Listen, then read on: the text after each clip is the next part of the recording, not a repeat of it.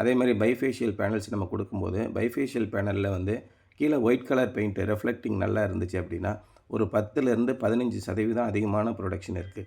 அந்த மாதிரி இருக்கும்போது உங்களுக்கு டெய்லி உற்பத்தி பண்ணக்கூடிய மொத்த யூனிட்டோட அளவு வந்து அதிகமாக இருக்கும்.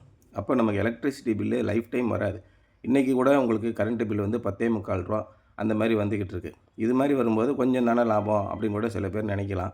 ஆனால் இன்னொரு 4 வருஷம் 5 வருஷத்தில் உங்களுக்கு பார்த்தீங்கன்னா கரண்ட்டு பில்லு ₹16லேருந்து ₹20 வரைக்கும் வரும். ஒவ்வொரு வருஷமும் நம்ம மின்சார கட்டணம் ஜூலை மாதம் ஏறிக்கிட்டே போகும். அந்த மாதிரி போகும்போது எதிர்காலத்தை நீங்கள் கணக்கில் வச்சிங்கன்னா இன்றைக்கி அரசு தரக்கூடிய மானியம், அரசு தரக்கூடிய கடன் உதவி இந்த மாதிரி வசதிகளை நீங்கள் பயன்படுத்திக்கிட்டீங்க அப்படின்னா நிச்சயமாக எதிர்காலத்தில் உங்களுக்கு பலன் தரக்கூடியதாக இருக்கும்.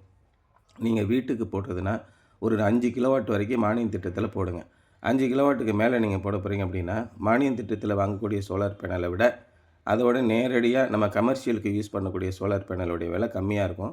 அப்போ அந்த மாதிரி நேரத்தில் அதை நீங்கள் பயன்படுத்தலாம். நீங்கள் உங்களுடைய கடைகளுக்கு போடணும் அப்படின்னு விருப்பப்பட்டீங்கன்னா நீங்கள் ஆஃப் கிரிட் சிஸ்டம் போட்டுருங்க. அது வந்து ஆன் கிரிட் சிஸ்டத்தால் ஏற்படக்கூடிய இழப்புகளை உங்களுக்கு சமாளித்து கொடுக்கும்.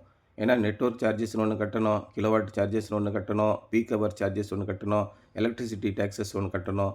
இந்த மாதிரி பகல் நேரத்தில் நீங்கள் உற்பத்தி பண்ணக்கூடிய மின்சாரத்தில் 60% தான் உபயோகிக்க முடியும். 40% எக்ஸ்போர்ட் பண்ணணும். எக்ஸ்போர்ட் பண்ணிட்டீங்கன்னா ₹3.57 தான் ஒரு யூனிட் கொடுப்பாங்க.